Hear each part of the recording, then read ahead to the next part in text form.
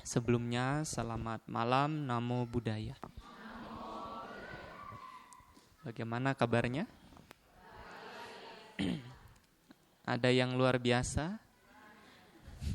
Masih baik aja ya, belum luar biasa. Ya, jadi sungguh berbahagia pada malam hari ini. Ya, kita semua bisa berkumpul di Dhammasala Cetia apa Wihara? Cetia apa Weluwana. Weluwana aja ya. Weluwana Arama. Mirip seperti Wihara Weluwana di zaman Sang Buddha. Namanya aja ya. Ya, mau menuju ke wihara gitu. Ya, semoga lancar ya. Ya, jadi pada malam hari ini tentu merupakan satu malam yang bisa dikatakan sebagai malam yang indah. Malam ini malam indah tidak, Bapak Ibu? Tahu alasannya kenapa dikatakan malam yang indah? Hah? Oh, enggak hujan, makanya indah. Ya, bisa juga. Tetapi sebetulnya kalau Bapak Ibu mengetahui ya, kenapa malam ini bisa dikatakan sebagai malam yang indah, ya Sang Buddha katakan di dalam Pubana Sutta, apabila seseorang melakukan satu bentuk kebajikan, baik di pagi hari, siang hari, sore hari, ataupun malam hari, maka ia akan memiliki pagi yang indah, sore yang indah, ataupun malam yang indah. Ya, itulah kenapa malam ini dikatakan sebagai malam yang indah. Karena malam ini Bapak Ibu melakukan apa? Kebajikan. Ya, karena apa yang dikatakan Sang Buddha tadi kan? Kalau seseorang melakukan kebajikan di malam hari, ya maka ia akan memiliki malam yang indah. Ya, maka malam ini Bapak Ibu sedang memiliki malam yang indah. Karena Bapak Ibu pada saat ini melakukan kebajikan bersama-sama. Ya, jadi tidak hanya seorangan saja yang memiliki malam yang indah, tetapi kita semua pada malam hari ini. Ya, Bapak Ibu dan saudara-saudari sekalian, ya pada kesempatan ini ya Samanera diundang dan juga menginap, ya, rencananya menginap.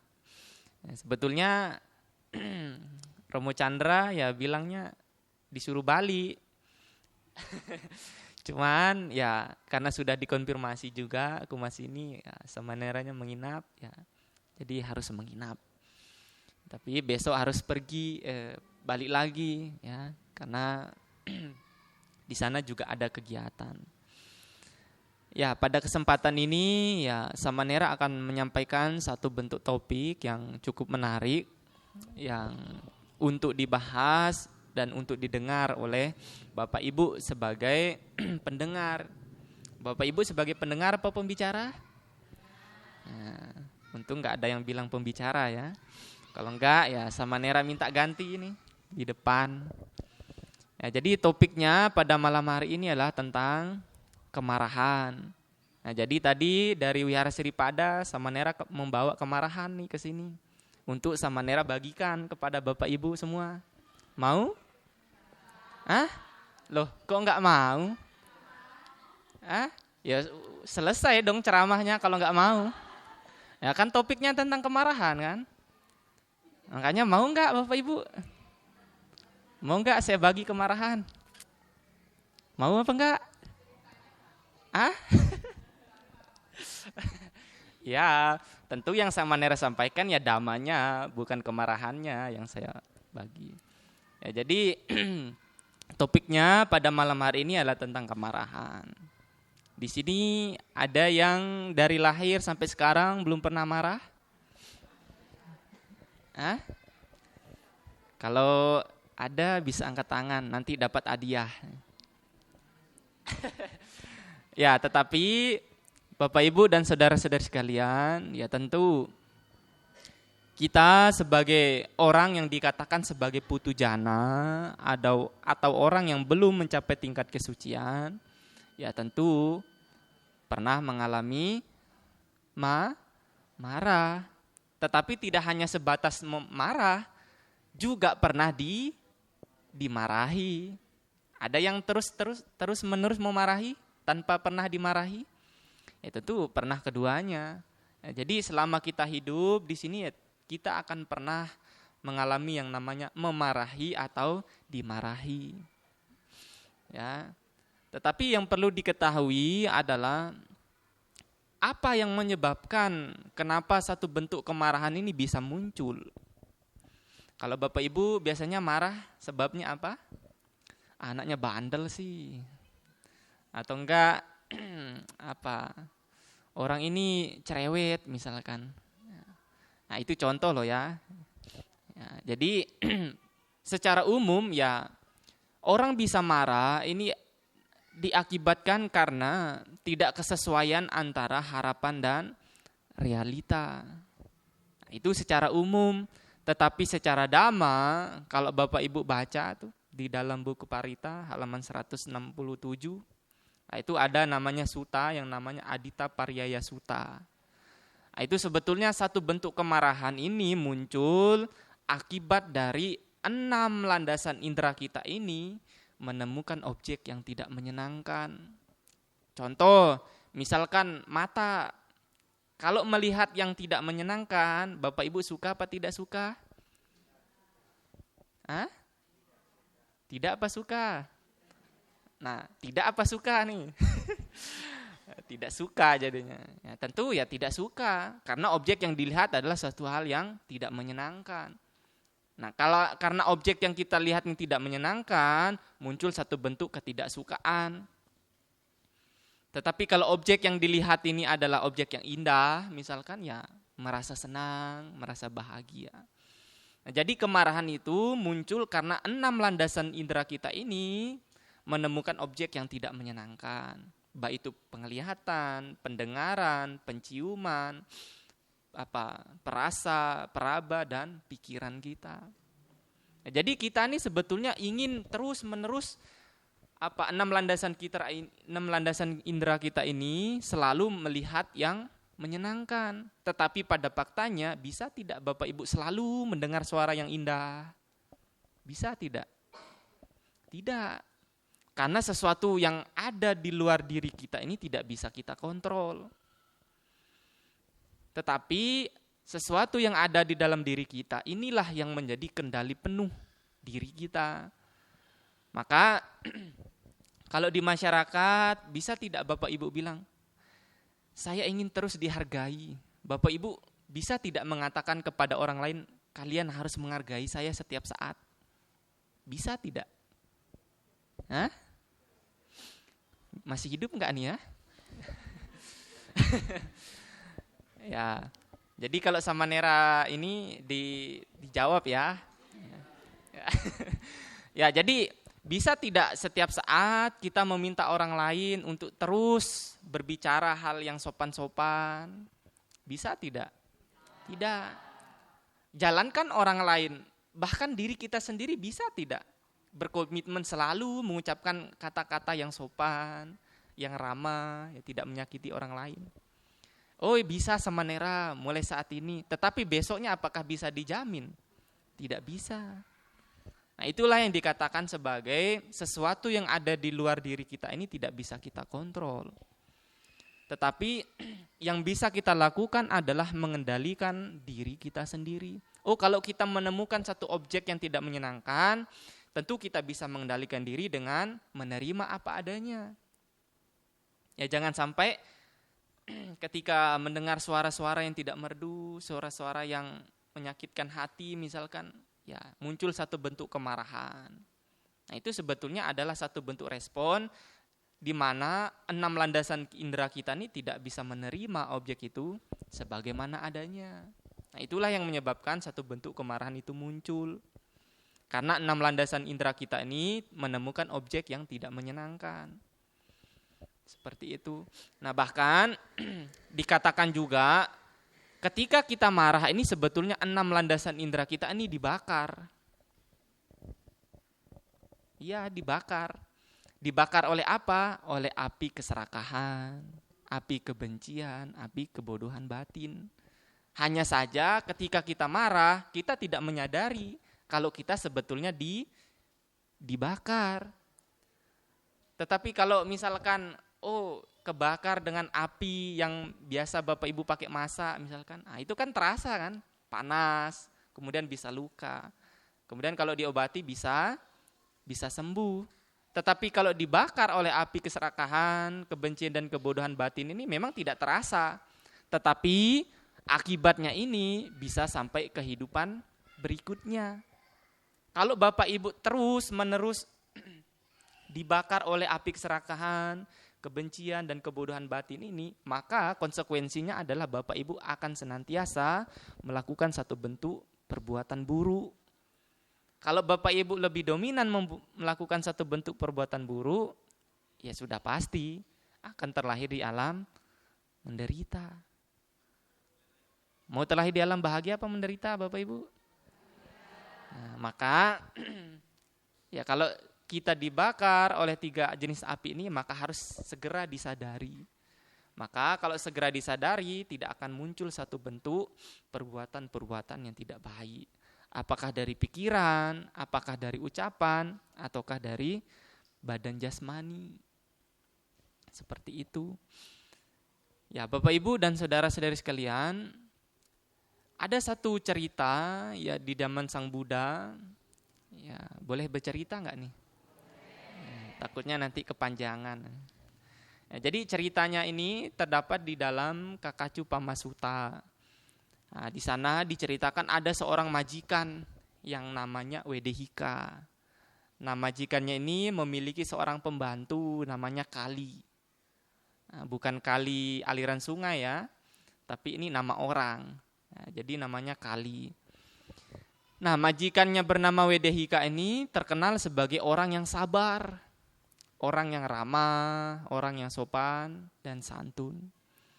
Tetapi si Kali ini berpikir bahwa apakah benar majikan saya ini adalah orang yang baik, orang yang sabar, orang yang ramah.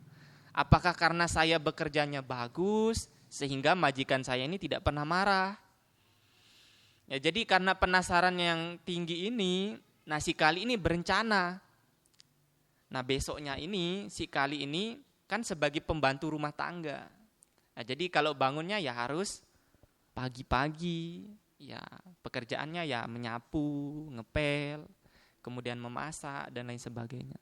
Tetapi Kali ini berencana keesokan harinya ini bangunnya telat.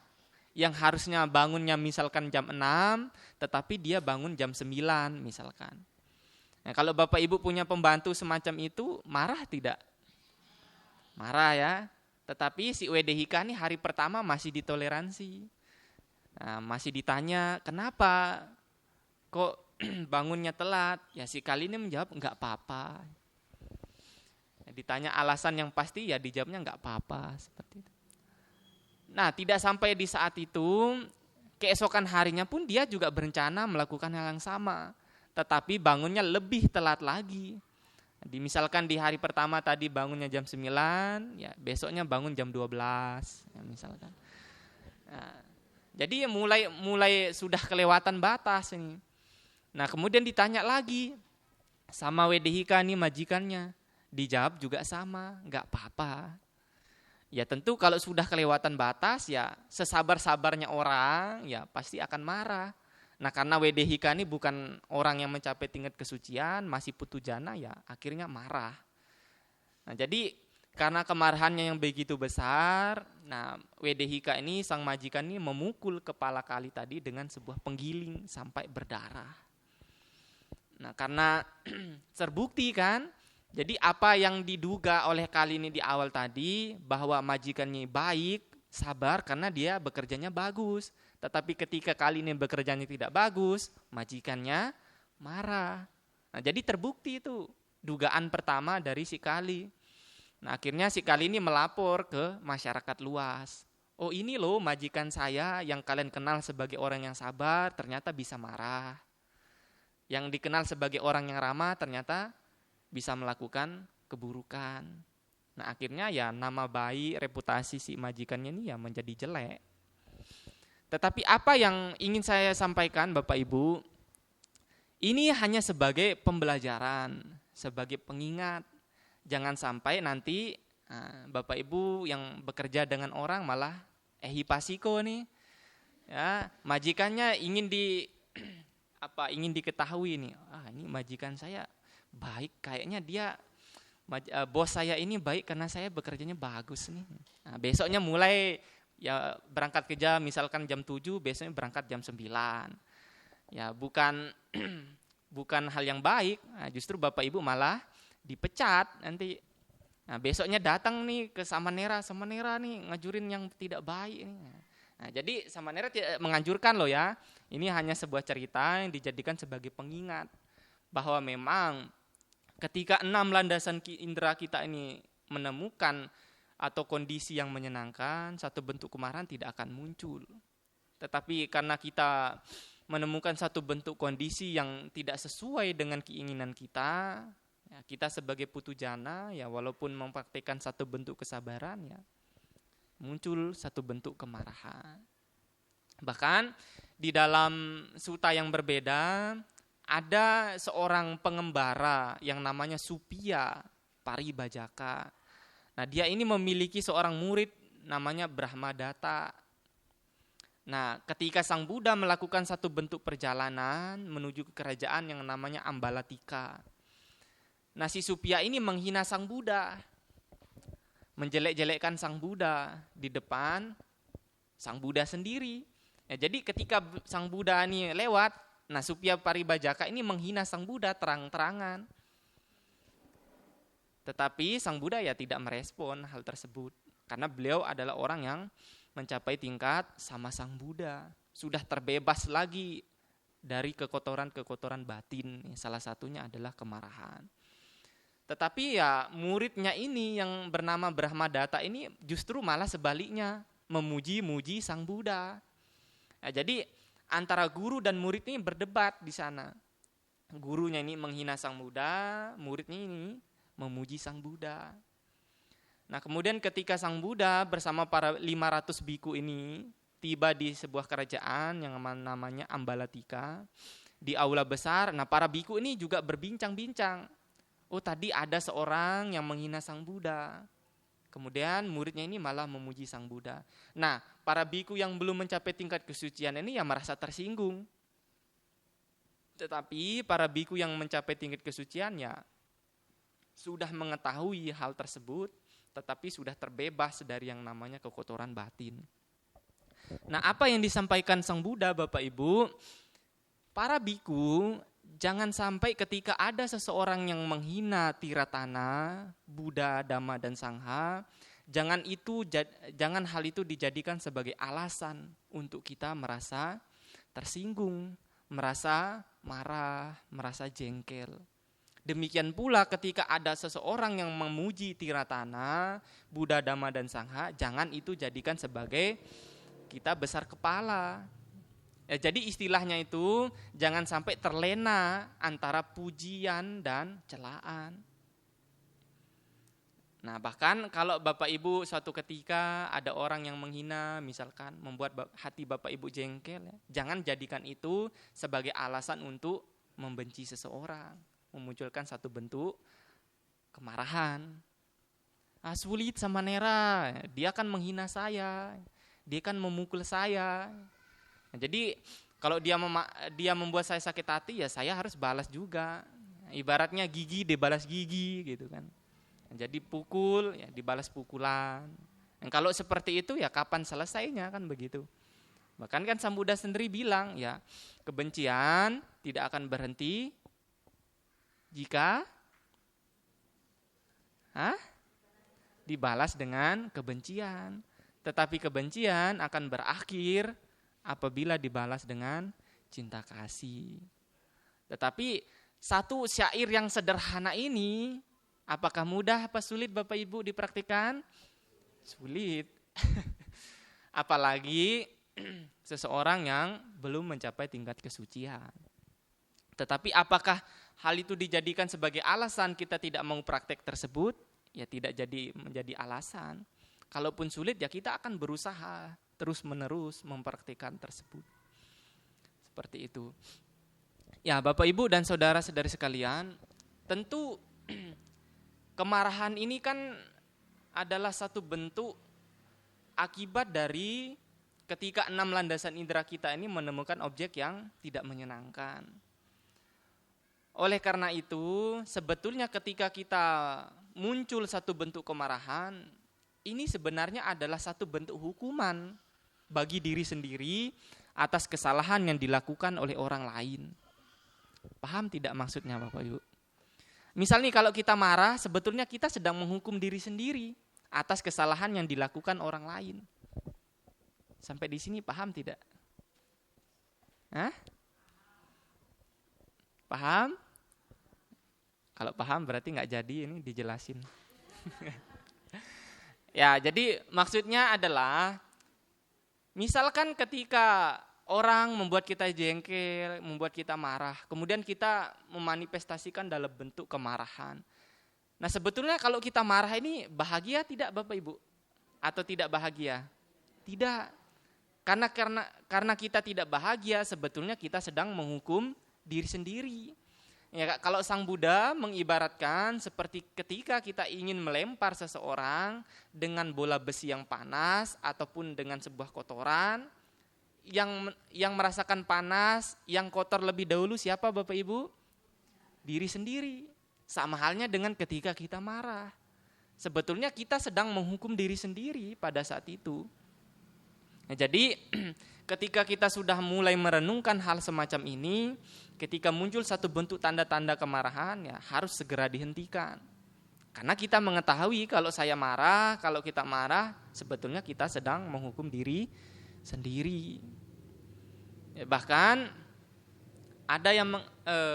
ada satu bentuk ungkapan bahwa ketika seseorang marah, ini sebetulnya sedang memasukkan sebuah racun dalam tubuh. Karena kalau seseorang marah, biasanya mukanya merah, kemudian tegang, darahnya naik atau tensinya naik. Pernah merasakan Bapak Ibu? Ya, jadi kalau seseorang marah sebetulnya ya ketika ada satu bentuk ya muka merah, kemudian tensinya naik, darah naik, sebetulnya itu diibaratkan seperti sebuah racun yang masuk ke dalam tubuh kita. Nah, kalau tidak segera diatasi, nah itu akan menjadi satu bentuk penyakit dalam diri kita. Maka obatnya adalah tidak lain dan tidak bukan adalah kesabaran. Nah, kesabaran ini diibaratkan seperti obat atau penawar racun yang diberikan tepat pada waktunya untuk mengatasi racun tersebut tidak sampai menyebar. Seperti itu. Nah, maka hati-hati ketika Bapak Ibu sedang marah. Ada tidak Bapak Ibu pernah mendengar seseorang yang marah bisa sampai meninggal? Ada? Nah, makanya jangan menyepelekan. Apalagi kemarahannya ini kemarahan yang begitu besar. Bahkan di zaman Sang Buddha juga ada seorang guru yang namanya Sanjaya. Nah, ini guru dari Bante Moggallana dan Sariputta. Nah, ketika Bante Moggallana dan Sariputta ini menjadi biku, ya, Bante Sariputta dan Moggallana ini kan murid yang paling pintar dari sang guru Sanjaya ini. Nah, kalau Bapak Ibu punya murid nih, misalkan orang yang paling Bapak Ibu banggakan, tiba-tiba istilah bahasa kasarnya ya berkhianat atau berpindah ke guru yang lain, Bapak Ibu menjadi marah tidak? Ya sama, Sanjaya ini menjadi marah. Karena kemarahan yang begitu besar, nah dikatakan ya Sanjaya ini meninggal dengan muntah darah. Karena kemarahan yang begitu besar. Jadi hati-hati loh Bapak Ibu kalau marah. Jangan sampai kemarahan yang begitu besar, tekanan darahnya menjadi tinggi, bisa kena stroke nanti. Ya, Bapak Ibu dan saudara-saudari sekalian, tentu ketika kita marah atau muncul satu bentuk kemarahan, pasti ada keluar satu bentuk kata-kata yang tidak menyenangkan. atau satu bentuk harapan-harapan yang ketika kita tunjukkan kepada orang yang membuat kita jengkel, membuat kita marah. Ya, biasanya ya dasar bab 1, dasar apa lagi. Ya, pasti keluar tuh semua isi kebun binatang kalau seseorang marah. Tetapi kenapa tidak dibalik? Dasar kangkung. Nah, itu kan lebih enak didengar daripada yang pertama tadi. Nah, sebetulnya tujuan dari seseorang belajar dhamma ini adalah apa? Yang awalnya tadi mengucapkan hal-hal yang tidak baik, ya setelah belajar dhamma, mendengarkan dhamma, sedikit ada perubahan. Maka tujuan Bapak Ibu belajar dhamma ini tidak lain dan tidak bukan adalah merubah kehidupan Bapak Ibu yang sebelumnya dikatakan sebagai belum baik menjadi lebih baik. Jangan sampai ketika belajar dhamma, mengenal agama Buddha, yang awalnya kikir menjadi tambah kikir. Yang awalnya pelit menjadi tambah pelit. Tetapi harus dibalik. Ketika sebelumnya menjadi orang yang serakah, ketika mengenal dhamma, belajar dhamma harus menjadi orang yang tidak serakah. Harus menjadi orang yang dermawan. Seperti itu. Jangan kebalik.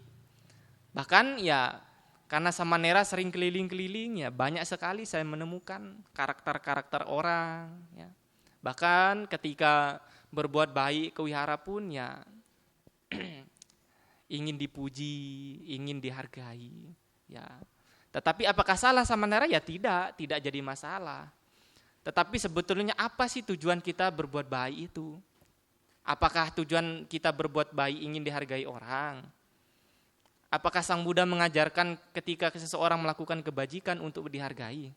Sang Buddha tidak pernah mengajarkan ketika seseorang melakukan kebajikan, oh dia harus dihargai, oh dia harus dihormati. Tidak seperti itu.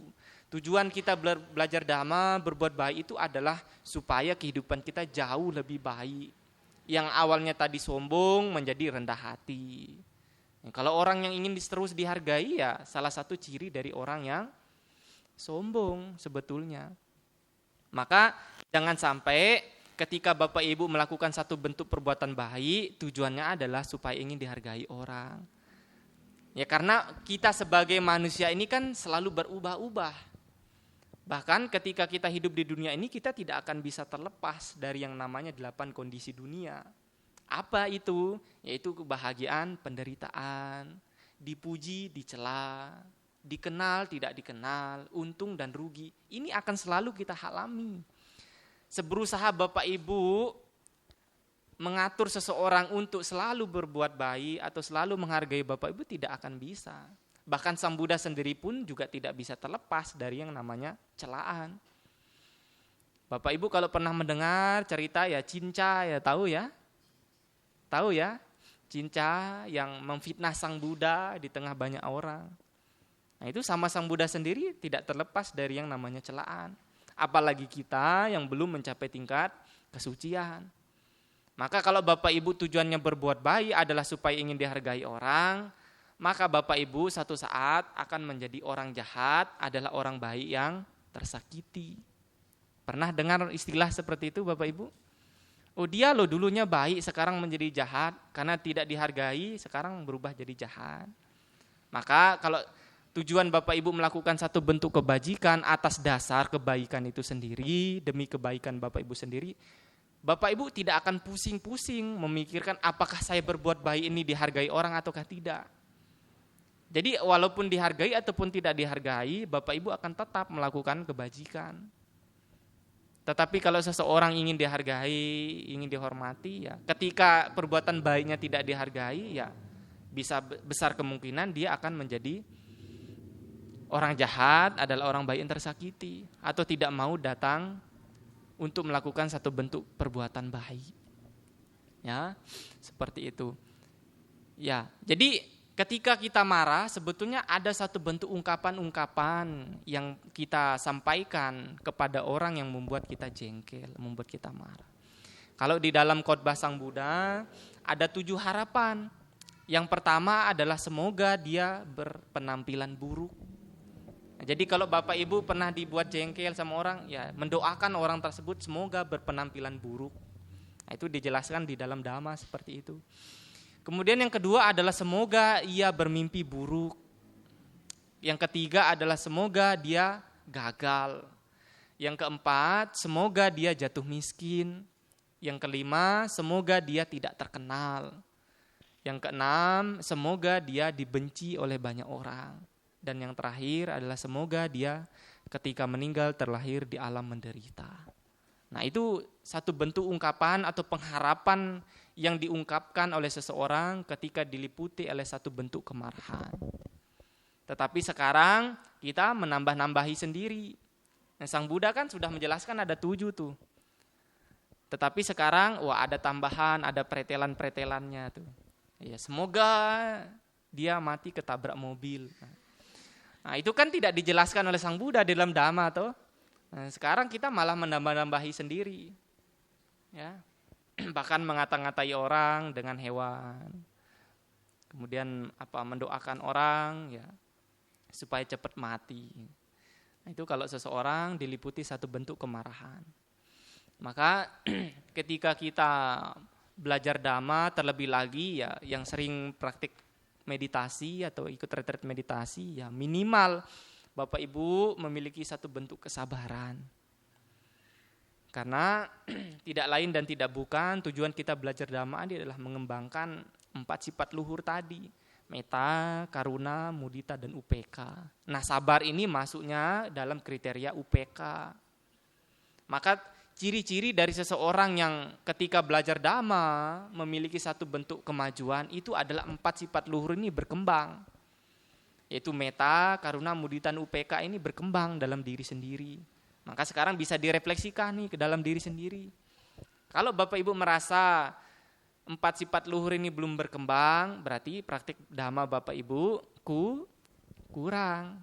Kalau sudah mengetahui praktik Dhamma kita ini kurang, perlu ditambah. Jangan malah tambah dikurangi lagi. Ya, seperti itu.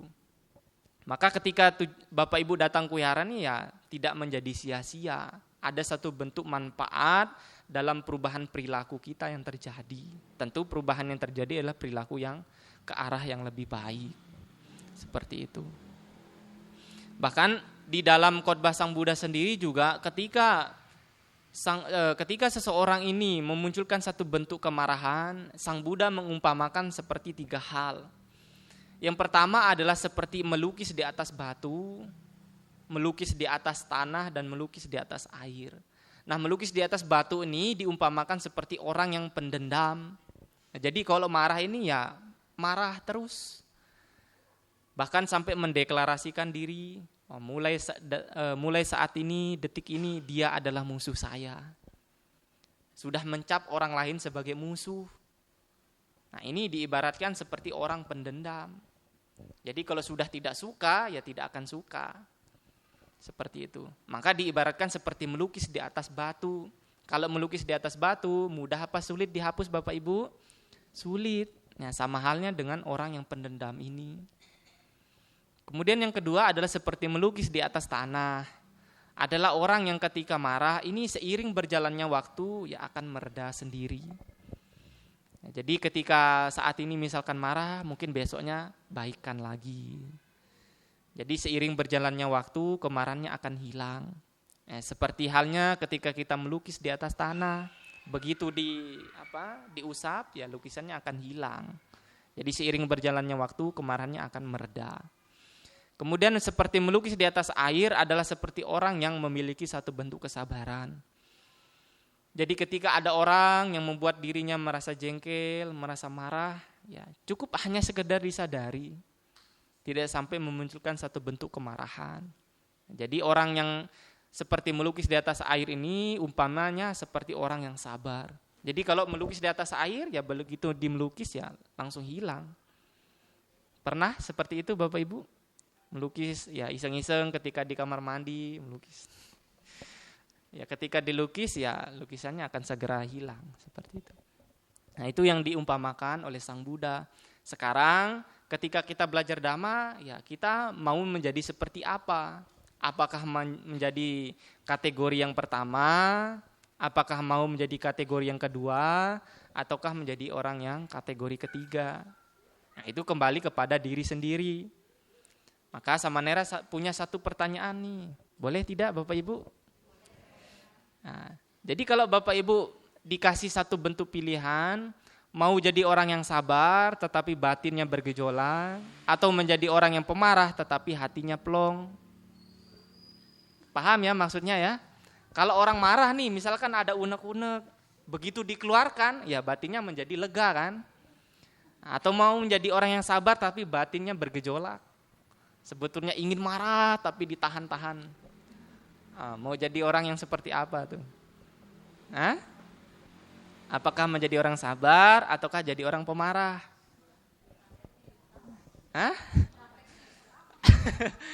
Ya, jadi kebanyakan orang ya yang pertama.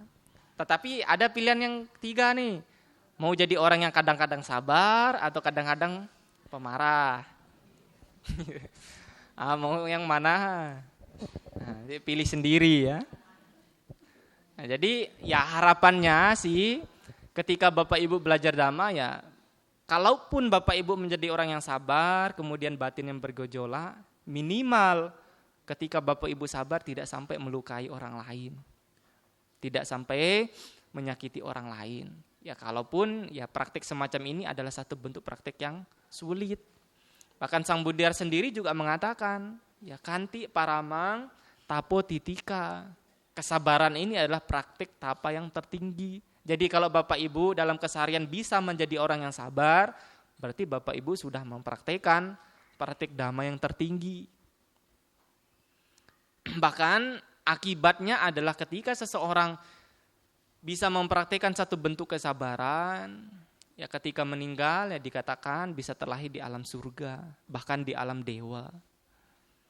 Maka di dalam salah satu khotbah Sang Buddha, ini ada 5 manfaat yang akan diperoleh oleh seseorang ketika mempraktikkan kesabaran. Yang pertama itu adalah ia akan disukai oleh banyak orang. Benar tidak Bapak Ibu? Kalau salah ini Sang Buddha loh yang bilang ini. Nah, jadi Samanera hanya menyampaikan kembali. Jadi kalau tidak percaya nanti masuk neraka nih. Ya, tapi dalam agama Buddha tidak seperti itu kok konsepnya.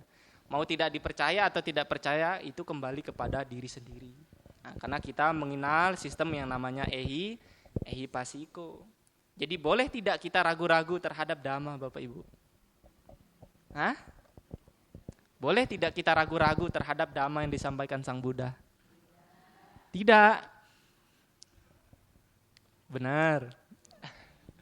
Ya sebetulnya ya harapannya punya satu bentuk keyakinan. Tetapi Sang Buddha sendiri tidak pernah mengatakan kamu harus yakin kepada saya.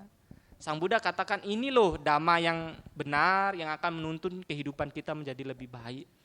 Ya kalau mau dipraktekkan silahkan, tidak ya tidak.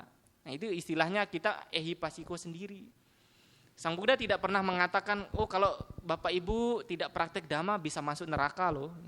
Sang Buddha tidak pernah mengatakan tersebut. Gunanya kita memiliki satu bentuk keraguan-raguan ini adalah supaya kita memiliki satu bentuk penasaran. Keingintahuan apakah benar Dhamma yang disampaikan Sang Buddha ini akan memperoleh satu bentuk manfaat. Jadi bermodalkan keraguan-raguan inilah kita mau belajar Dhamma. Maka kalau seseorang memiliki satu bentuk keyakinan atas dasar ehi pasiko, itulah yang dikatakan sebagai sada. Tetapi kalau kita hanya sekedar percaya, nah itu jatuhnya kepercayaan, bukan keyakinan. Bapak Ibu di sini beragama Buddha atas dasar keyakinan apa kepercayaan? Nah, jadi kalau berlandasan keyakinan berarti harus ehi pasiko. Jangan percaya begitu saja, ya sudah, tidak mau dibuktikan sendiri. Oh kalau kita berdana kita akan dipandang, akan dihargai sebagai orang yang dermawan. Kalau sudah percaya begitu saja ya tidak akan mau dibuktikan. Seperti itu. Jadi gunanya kita memiliki keraguan-raguan ini adalah supaya kita memiliki keingintahuan. Jadi sederhananya adalah boleh kita memiliki keraguan-raguan, tetapi keraguan-raguan ini jangan salah dipersepsikan. Ya, oh Samanera bilang kita boleh loh ragu-ragu kepada tiratana. Ini jadi pandangan salah nanti. Maksudnya di sini adalah keraguan-raguan ini sebagai pondasi awal kita mau belajar dhamma. Karena kalau Bapak Ibu tidak memiliki ingin tahuan, ya Bapak Ibu tidak akan mau belajar dhamma. Benar tidak? Sama halnya dengan kita belajar di sekolah. Bapak gurunya menjelaskan panjang kali lebar kali tinggi pula.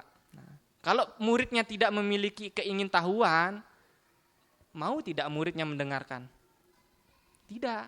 Kalaupun mendengarkan pasti masuk ke telinga kanan, keluar telinga kiri. Seperti itu. Ya. Jadi gunanya kita memiliki ragu-raguan itu adalah supaya kita memiliki pondasi awal, supaya kita memiliki keingintahuan yang tinggi. Nah, kembali lagi itu, manfaat yang pertama memiliki kesabaran adalah kita akan disenangi oleh banyak orang.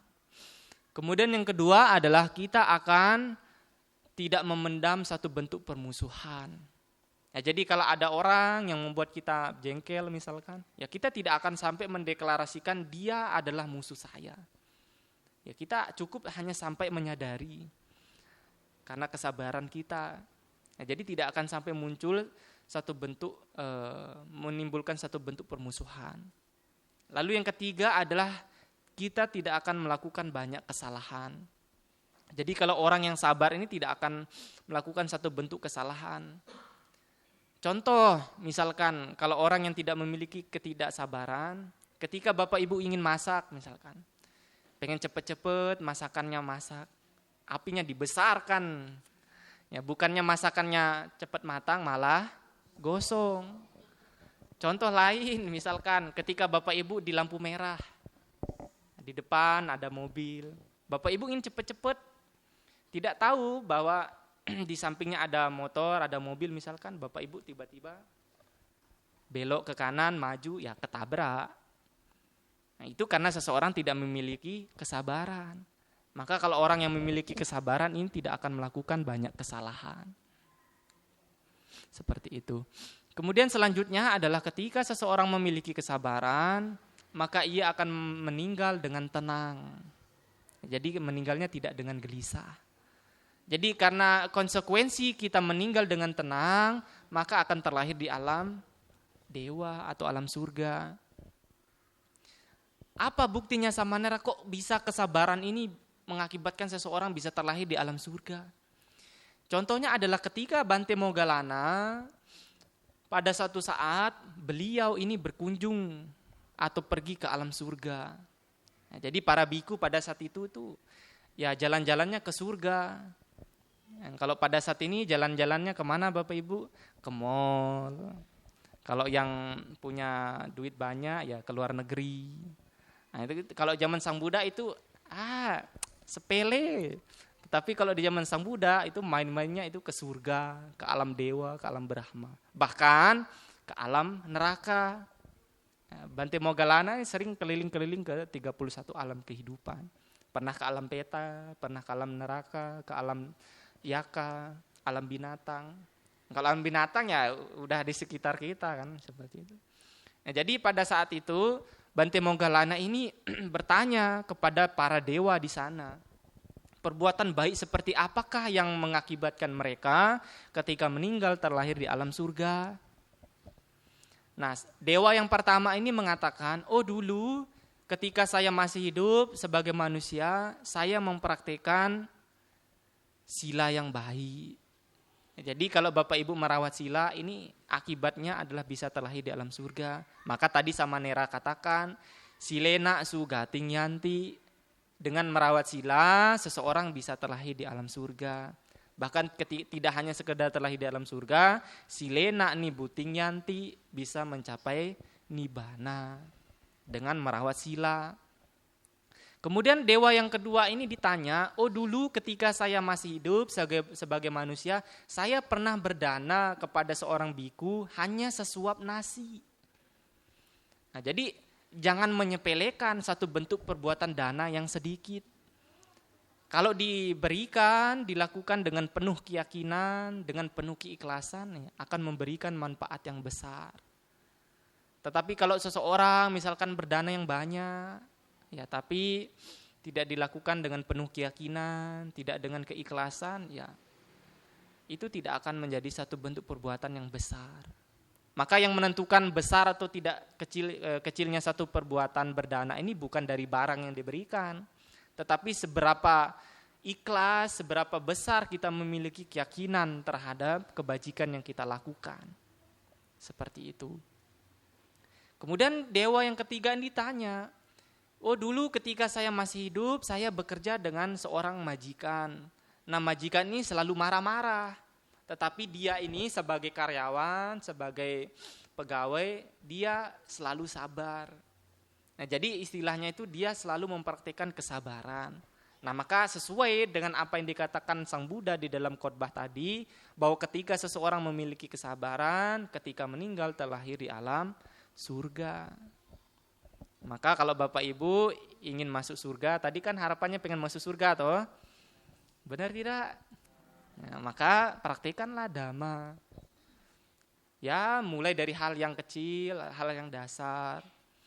Ya bisa melalui berdana, kemudian merawat sila. Bahkan sila ini dikatakan sebagai dana yang paling mulia atau maha dana. Jadi ketika kita merawat sila ini ya Sang Buddha katakan kita sebetulnya sedang melakukan satu bentuk mahadana, dana yang paling tinggi. Kenapa sila ini dikatakan sebagai mahadana? Karena ketika Bapak Ibu mempraktekkan 5 sila ini dengan baik, tidak membunuh, tidak mencuri, berzina, berbohong dan mabuk-mabukan, ini tidak hanya sekedar melindungi diri kita sendiri, tetapi juga tidak merugikan orang lain. Nah maka sila inilah dikatakan sebagai mahadana.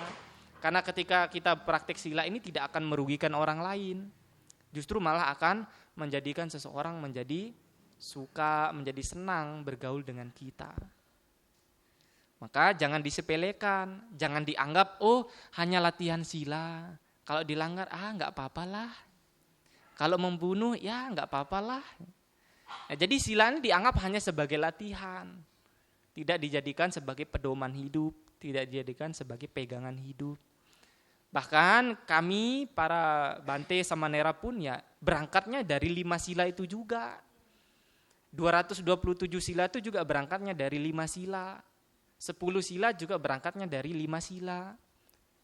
Ya, jadi jangan dianggap 5 sila itu hanya sebagai latihan.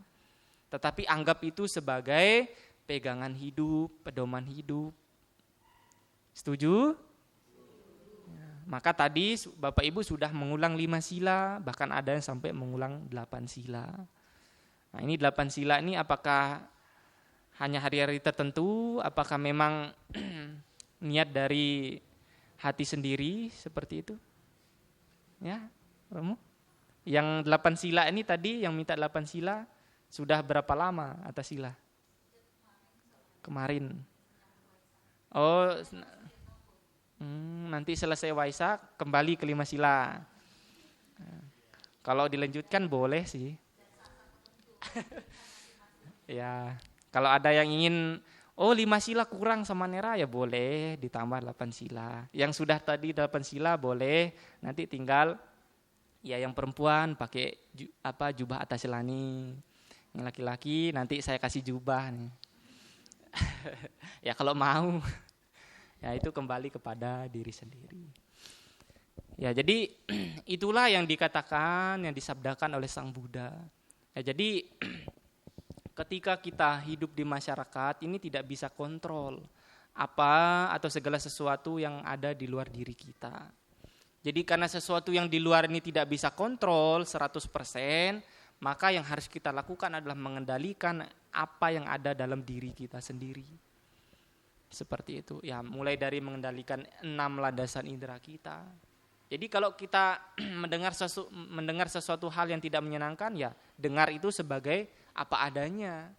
Kalau kita mencium sesuatu hal yang tidak wangi seperti itu, ya anggap itu sebagai pandang itu sebagai bagaimana adanya. Jadi kalau kita sudah memandang segala sesuatu sebagaimana adanya, inilah yang dikatakan sebagai kebijaksanaan. Jadi tahu mana yang harus dilakukan, mana hal yang tidak harus dilakukan, seperti itu. Ya, semoga apa yang Samanera sampaikan pada malam hari ini bisa dimengerti, bisa dipahami. Terlebih lagi ya semoga bisa dipraktikkan dalam kehidupan sehari-hari. Ya, jadilah orang yang sabar ya. Ya. Ya, minimal kita ya bisa mengendalikan perilaku kita baik melalui pikiran, ucapan dan badan jasmani. Maka kemana-mana bawalah kendi. Tahu kendi ya? Jadi kendalikan diri. Kendi ini kendalikan diri. Bagaimana caranya? Yaitu jamu jati jaran. Apa itu jamu? Jaga mulut. Apa itu jati? Jaga tindakan. Apa itu jaran? Jaga pikiran. Jadi kemana-mana harus bawa kendi, kendalikan diri. Ya, bawa 3 resep tadi itu ya, jamu jati jaran. Ya. Jadi kemana-mana kita pergi ya kita akan aman, tidak sampai was-was. Karena kita tidak melakukan satu bentuk perbuatan buruk. Karena kita membawa perilaku yang baik. Seperti itu. Ya, semoga Bapak Ibu maju dalam dhamma, semoga semua makhluk berbahagia.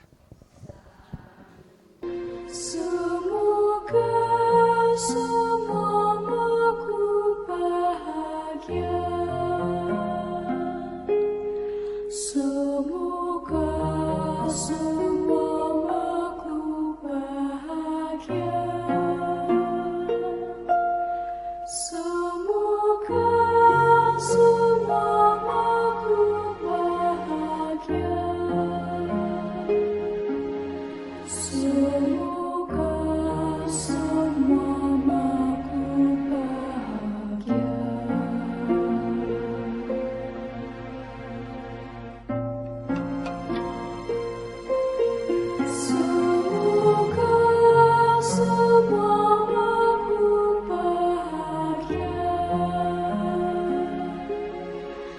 Semoga semua makhluk bahagia. Semoga semua makhluk bahagia. Semoga semua makhluk bahagia. SPD hari keempat Cetya Weluana